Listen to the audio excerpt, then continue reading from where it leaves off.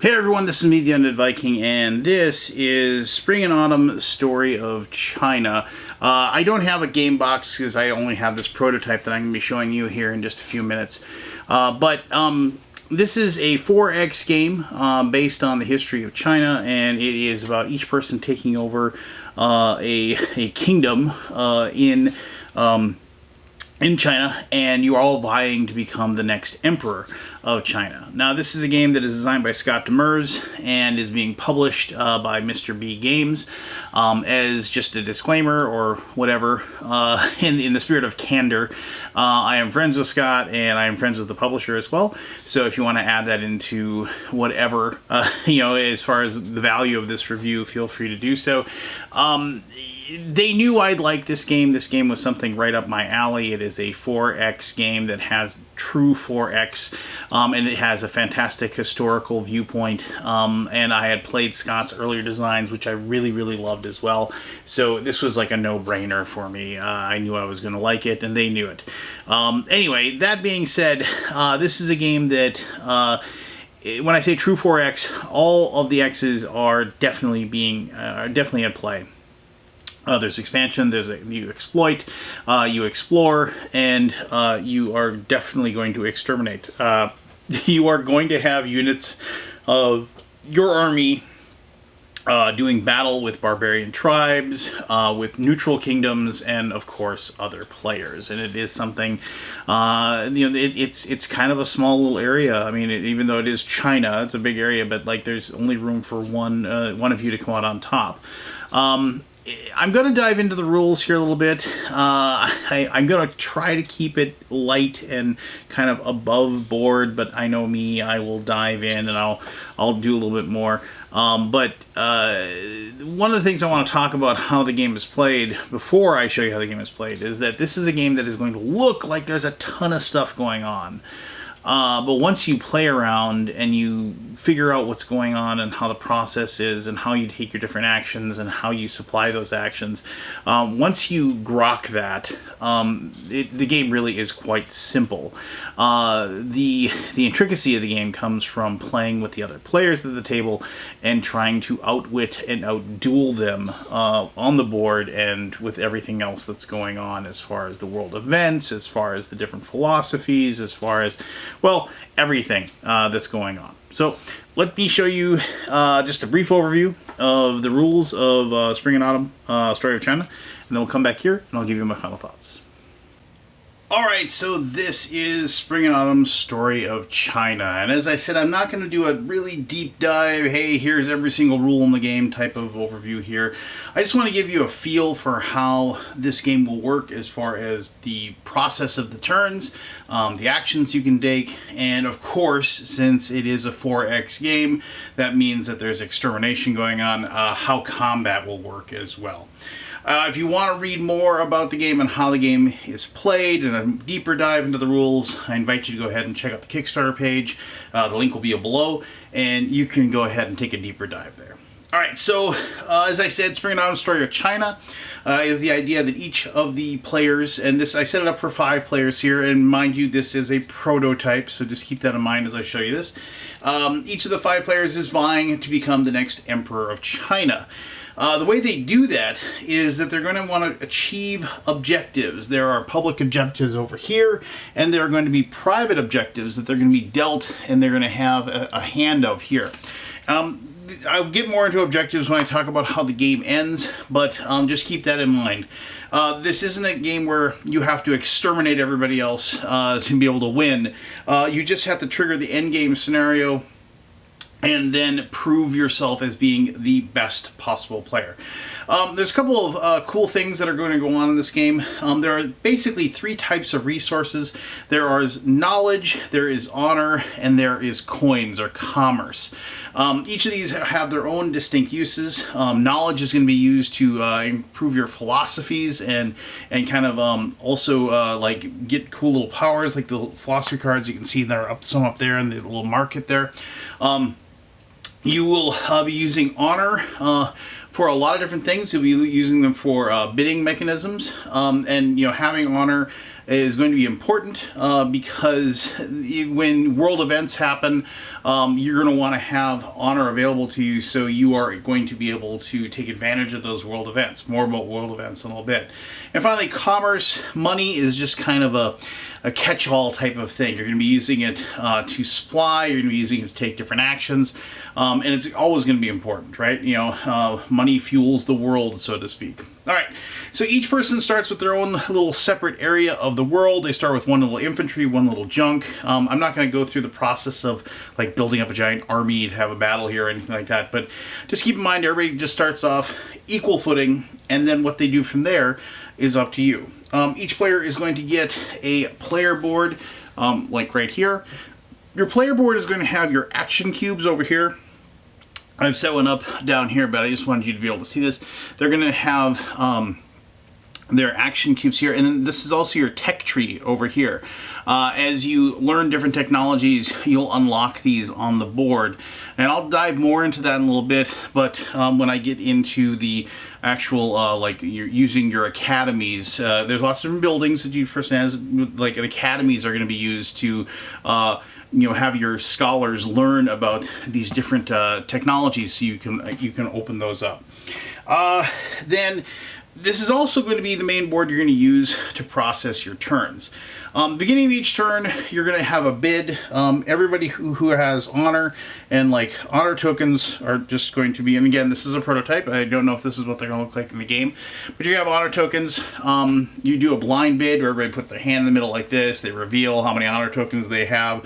We'll determine who gets the first most honorable card here, which has this like dragon that shows it spinning one way, basically clockwise or counterclockwise. So the person that gets this gets to decide if the game is going to go around the table clockwise or counterclockwise from that person. Pretty powerful ability, especially if you have people, like if you have allies that you want them to go before the other people, things like that. Always keep that in mind.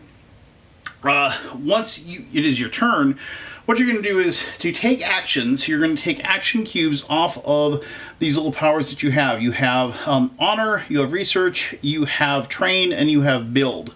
And you'll be using those to place onto buildings that you have. Now each person is going to start with a market, a shrine, an academy, and a palace. A palace is kind of a wild card location. It can be used to replicate one of the other buildings as well. There is also a fourth building that you can build, which is a barracks. A barracks, as you can probably guess, is going to be used for military, and is going to be used to train up your individuals. So whichever action you wish to take, any one of those, you're going to have to, one, have a cube on honor, research, whatever you want to do. Like if you want to honor, you want to do an honor action, you're going to need to have one of those, and you're going to need to have a shrine or a palace in order to do that, so you can take an honor action, because honor is going to be using a shrine to do so. And like research is going to use academies, train is going to be use academies as well, or they can use barracks. With train, you use academies to create hero units, and I'll talk more about hero units when I talk about battle here in just a little bit.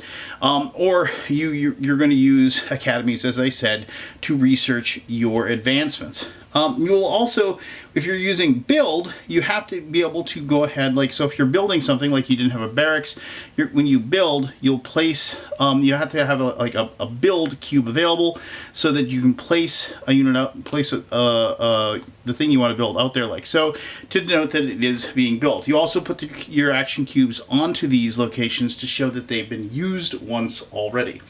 So you can kind of see where the economy of actions comes into play here.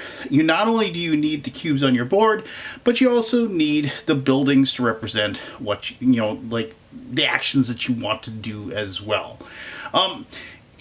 So I realize I didn't go deeply into each different action, so let me do that right now.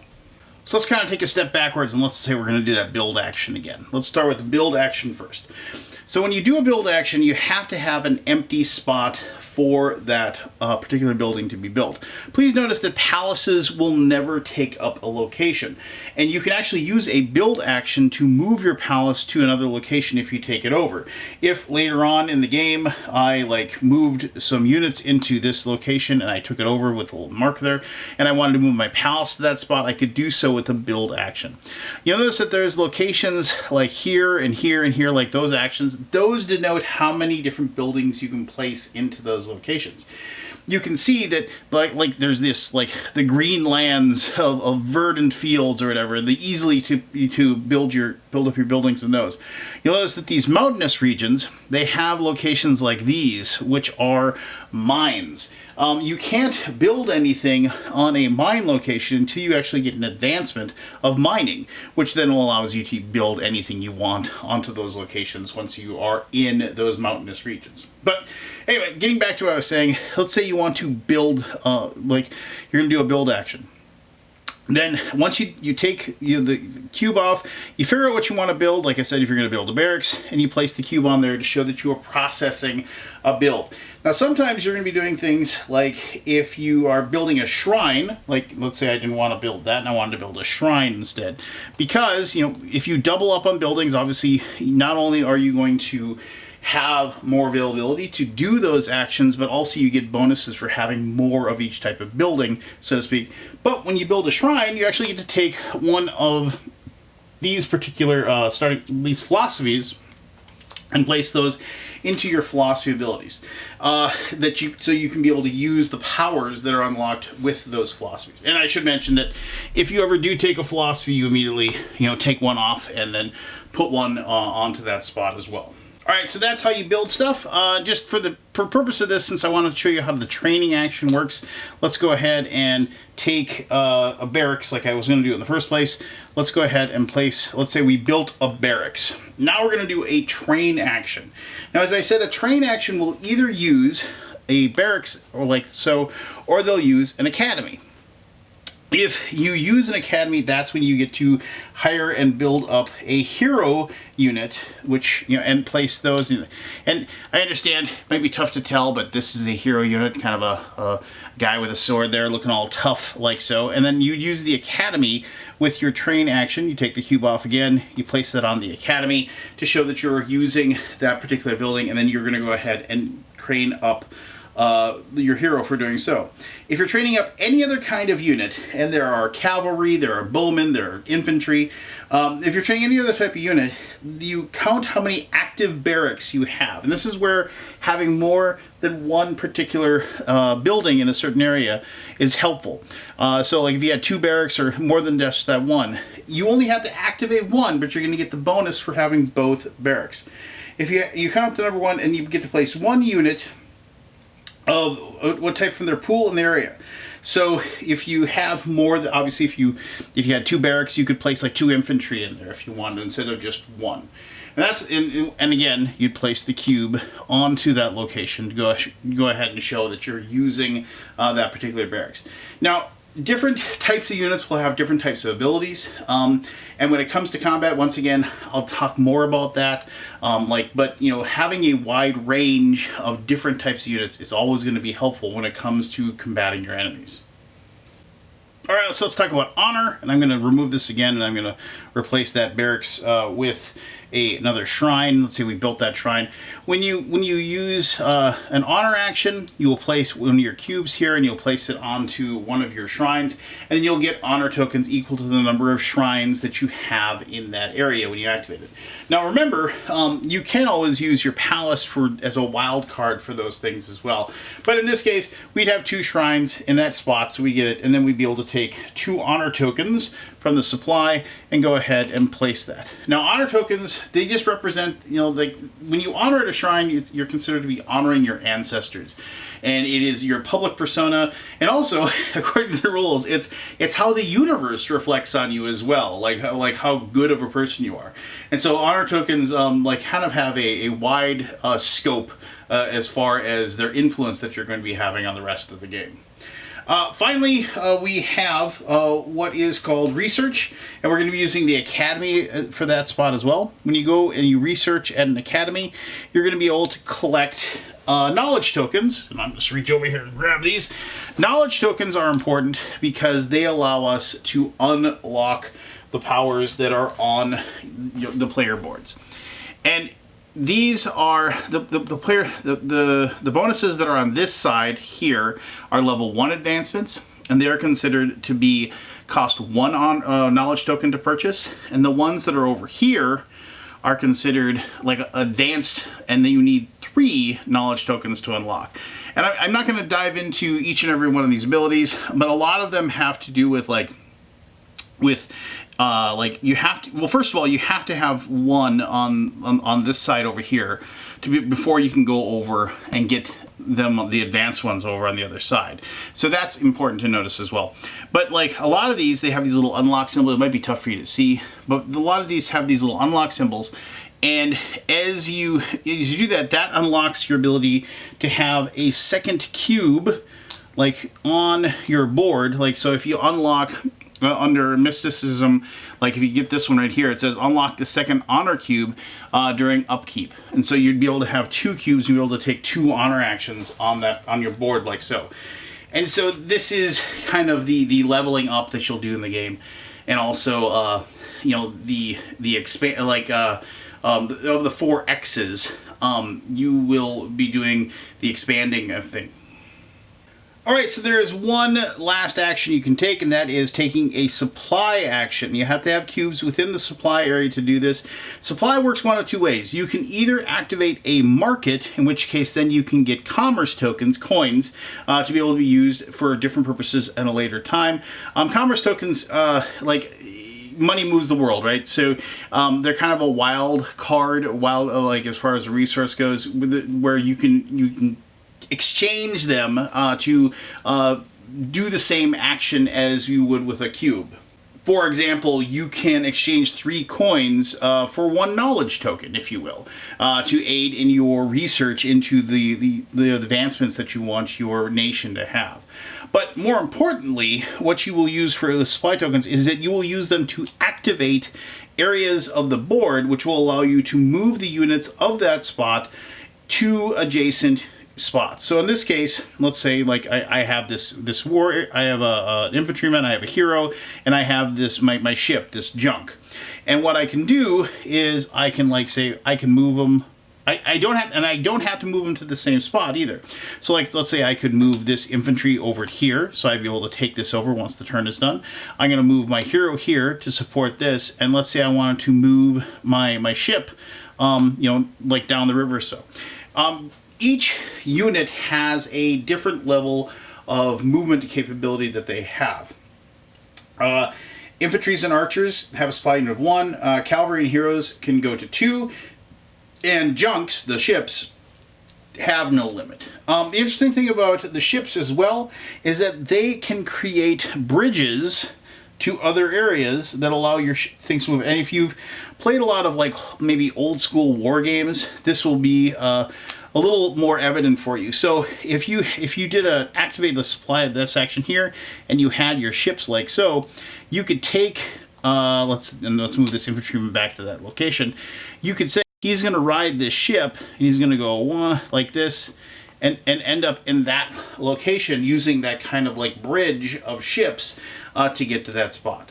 All right. So the interesting thing about whenever you do a move action, after the move is done, if any combats have occurred at the end of movement, you then have to go ahead and draw a world events card. Now, the reason behind this is that, one, I'm guessing mechanically, it's something to propel the game forward, and as players move about the board, the game needs to kind of be always moving forward, always having different things happening on the board and actions happening. And this happens after all combat is done as well. And once again, thank you for waiting. I'm going to get to the combat here in just a few moments. But for every time that anybody does a move on the board with their units, they're going to take one of these world events cards and they're going to turn it over. Now this one, like in every world event card, has like a number on the top right here, on the top right up there, and then it has some words here. Like this one says bad omens, and mind you, whenever you do one of these, this forces an honor bid. So everybody's going to be able to take an honor bid, and you figure out what's going to happen. But so this one says bad omens. All non-winning players receive 1 dishonor. Winning bidder selects 1 player to receive 1 more dishonor. Now I'll talk about dishonor here in just a little bit. But what's important to note is that this necessarily does not happen, because the way these cards work is, and the way this dragon works over here, is that you're going to move this yellow cube down the track for each number that you have. So I move 3, and that moves down there. And as this starts slowly moving down over here and eventually reaches that location on the dragon, remember, you're drawing one of these cards from this giant deck over there for each one that you draw. Eventually, you're going to hit the bottom, and then whatever card caused that to reach the end of the dragon on the fireball there, that's the card that happens. And so there's a little bit of a push your luck type of action here, and sometimes players are going to want to push it towards there. They have a lot of honor tokens. They want to have something cool happen to them because they can bid a lot for it. And you know, so, or maybe there's other players, I don't have a lot of honor tokens. I don't want to move my stuff around the board right now because I can't get the cool thing that's going to happen, or I might get jammed and get some dishonor tokens. So while I'm talking about dishonor tokens, let's talk about that. So these are dishonor tokens here. They're kept in a giant pile that you can't see the other side. The other side will have numbers on them. Like here's some 2s, here's a 0. As you collect these, and you will collect these through omens, you'll collect these for breaking treaties, and other actions that you'll take as the game continues, you'll get these dishonor tokens. You draw them, you can look at the other side, and you put them face down. There are certain things that will allow you to discard them as well. So don't worry if you get if you have some bad luck and you get a really bad one, because they do go up pretty high numbers. If you get some bad luck and you want to get rid of one, you're going to have the ability to get rid of them. However, once the end of the game is triggered, whoever has the most dishonor can't win, no matter what. And I like games like that. There's been a few games out there that have that mechanism where if you have the most of X at the very end of the game, no matter how well you're doing, you could control the entire board and you could have all kinds of objectives completed. But if you have too much dishonor, you can't win the game. So I think that's kind of a cool thing that happens with that. That's what dishonor does. Alright, so I've talked about the fact that I was going to show you combat. Let's just dive into combat finally, and then I'll give you my final thoughts about this game. A really fun game too, but I'll go more into that when I do my final thoughts. Alright, so let's say I'm prepping up. I want to attack the blue player here, and I've got my army set up here. I take a supply action, and I move all my units into this spot. We're gonna do battle, right? We're gonna see what's what, and we're gonna see who's gonna win. Now, there's a couple things we need to pay attention to here. So I have, in this space, I have 3 infantry, I have a bowman, I have a hero. It's being defended by 2 infantry, a cavalry, and I had to cross a river that had one of his boats, one of his junks in it. So we have to total up the combat dice that each person's going to get. But first things first, since I have an archer, I'm going to get to roll this purple die before anything happens. And the thing with this purple die is what I want to get an arrow. Because if I can get an arrow, then I can knock out one of his people. So let's just go ahead and roll. I didn't get an arrow, which stinks, which would have been nice to take out somebody that he had. But oh well. Let's see what happens. So each person is going to figure out the dice that they take. And this is going to take 1 or 2 battles before you get the hang of this. It's just because you have to remember. Certain advancements are going to give you extra dice. I'm not going to deal with that right now. We're just going to deal with what's going on. First, he has infantry, so he's going to get 1 green die. He has cavalry, so he's going to get 1 red die. He has both infantry and cavalry, so he's going to get another green die because of that. also because I had to cross over and he has a junk in that river that I was trying to cross, he's going to get a blue die for that. Now me, I have infantry, so I'm going to get a green die. And even though I have all these units, remember, the only other thing I'm going to get is I'm going to get a leader die that I'm going to get to roll. Now, what I really wanted to do is I wanted to get an arrow when I rolled the purple die, because I could have taken out his cavalry unit. And that would have gotten rid of this red die and this extra green die that he had. But now what's going to happen is that each person is going to roll the dice, and the only thing that matters is your top number. So let's see here.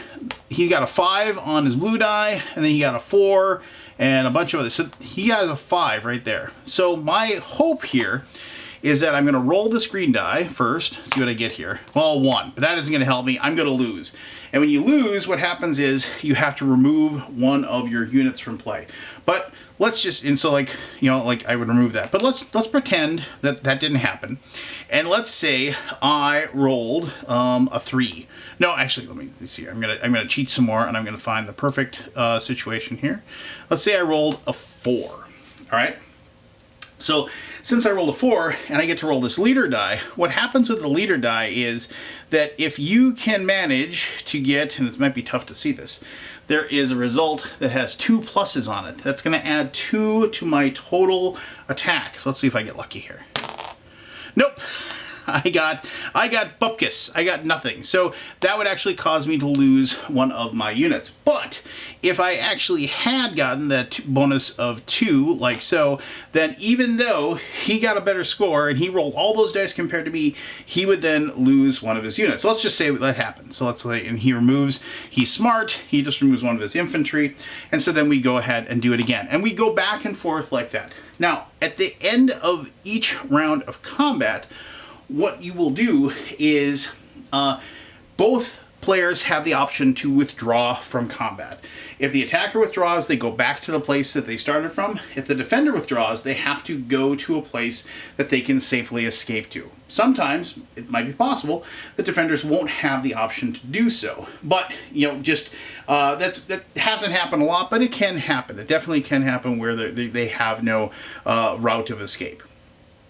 I should mention that it is possible for the hero die, and I gotta find the spot, there's a hero result that has a little minus on it.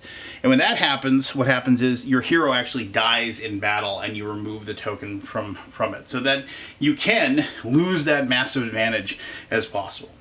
All right, so I've only really scratched the surface with this. I just wanted to show you how the combat works. I wanted to show you how how each turn will work. I mean, I should mention that once everybody has taken their actions and all the process, you do go through a resetting phase where you're going to pull all your cubes off the board to reset your player boards. If you've taken over any areas, you're going to denote those with your tokens to show that you've done so. And any buildings that were under construction will be finished, so they'll be able to be used next round. And so there is like an upkeep portion, but then you just start up again with the exact same thing again. You figure out who's the most honorable with the bid, you give them this token, and then you go to town and do it again and again until you have a situation where you're going to have these public objectives over here. And these will be things where like have the most honor, or defeat 7 enemy units, or just all kinds of things like that will say that you've completed an objective. When you complete an objective, you will place one of your tokens on there to show that you've done that. And objectives, the public objectives, they will come out as the game progresses. As soon as one player has tokens on 3 public objectives, that triggers the game end, and you're now going to figure out who wins. And then there's also people who are going to have private objectives that they are dealt at the beginning of the game. And so like this one says cultured, research all trades advancements. Seafarer, research all naval advancements. Here you have pacification. Pacify at least 2 barbarian tribes. And for each person that has completed, you're going to total up your private objectives as well in comparison to like your public objectives that you succeeded at. And then you figure out who's done the best job. And again, remember, whoever has the most will win. If you have the most dishonor, however, you cannot win and you will lose the game. All right, so there you go. Kind of an overview, kind of more in depth than I had planned on doing, but I hope you have a good idea of how the game of Spring and Autumn Story of China progresses. And let me talk more about this game and why I have a lot of fun playing it in my final thoughts. I apologize. Here is when the game board would magically fall into my hands and I'd hold it up for you, but I don't have a game box, but I don't have one. So, whatever. What are you gonna do? All right, so I just realized I was looking at the video of the rules overview, and I forgot. There's one thing I forgot to mention, and I can't believe I did this. In this deck of the world events, there are, and I gotta find them here. There are dragons, so yes, it's a historical game, and there's kind of a disclaimer in the rules where it's like, during this era of China, like, dragons were well known. It's obviously fantasy, a little bit of fantasy thrown into the game. So they're dragons that when you bid on these, you're going to get to place that particular dragon in a spot on the board, and they will have beneficial or negative effects depending upon the dragon and depending on what they do. If you control the area with the dragon, perhaps you'll get like an extra commerce token every turn, or you'll get an extra unit every turn, or maybe they'll pacify and destroy a barbarian tribe, if you will. I also didn't really dive into the barbarian tribes. I do apologize for that. I should have done a little bit more deeper dive as far as that goes, and also the neutral kingdoms. But basically, neutral kingdoms kind of exist on the board, and when you move in there, you place these tokens at random on those spots, and then you'll flip the token over, and it'll tell you what they're being defended by, and you'll have to defeat that. And it's just a combat against you against a neutral area. Barbarians activate, and the same deal. You're gonna put these tokens on the board at random, and then depending upon the power of the barbarian, they're going to, like, when the barbarian tribes activate through world events, again, you're bidding, and so you're trying to bid so you can control that barbarian tribe and you can get it to move out and cause problems for your opponent. They'll have to deal with it. It's something that's going to attack their troops. They're going to have to take it back to destroy it. So I should have got over that really briefly, but I didn't. I apologize for that. Now, why do I like this game?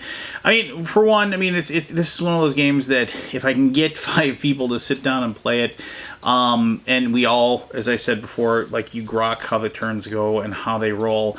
It seems like it's a game that would last all night, but it really isn't. It's a game that if everybody knows how to play and everybody understands what's going on, you can get this on the table, played and off the table in 2 to 2.5 hours, which for the scope of this, for a 5-player game, that's pretty good. And it's a 4X game.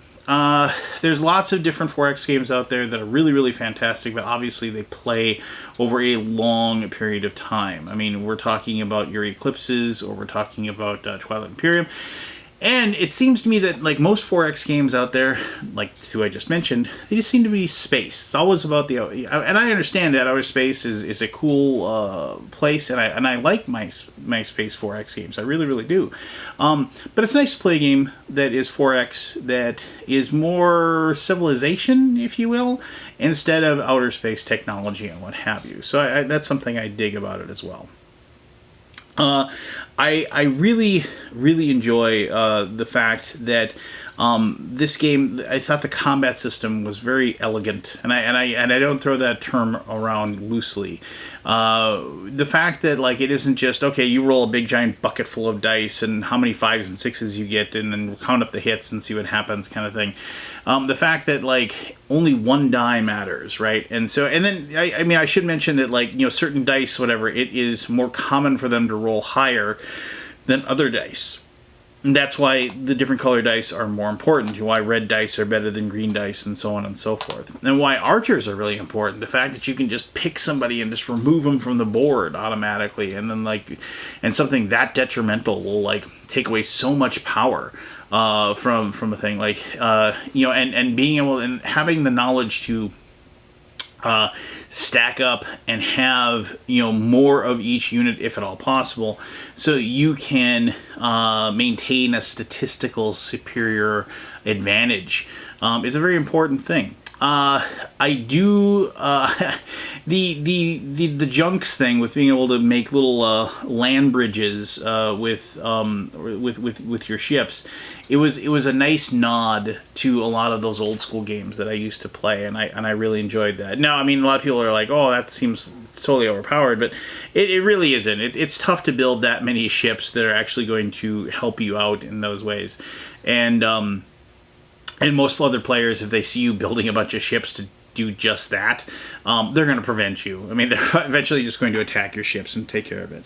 The other thing I didn't mention, and I apologize again, you do get these treaties cards that you have, and then you and another player can have a treaty that can say, oh, let's have a military treaty or an honor treaty or a research treaty. And let's say you had a research treaty, and you and another player can exchange a treaty and have this in front of you. And as long as you obey, as long as you do not attack each other or whatever, you'll get the bonuses. In this case, you get knowledge tokens during upkeep for having a research treaty. And obviously, if you break that treaty by doing something bad, like attacking them, you're going to get a dishonor token. And the dishonor tokens, obviously, if you get too many of those, that's going to prevent you from winning the game. I guess the biggest draws for me is the theme for me with this one. It is the how quick the game plays, how you really do feel like your empire is building, so does feel fairly epic as you play, and ultimately what it is, it's the story that you gets told as you play. This is a game that has those epic moments of the perfect card coming over in the world events at the perfect moment, just trashing somebody's plans that they've been working up for the last 2 or 3 turns, or getting that one lucky card out of there that you have just enough honor tokens that you can bid for and get over somebody else that's going to give you that added bonus so you can claim that final objective. Things like that seem to happen in every single time that I've played this, just make memorable game experiences. All of us have tons of those feelings about games that we've played where you still remember 5, 6, 7, 10 years later, you're remember that one game of this when that happened.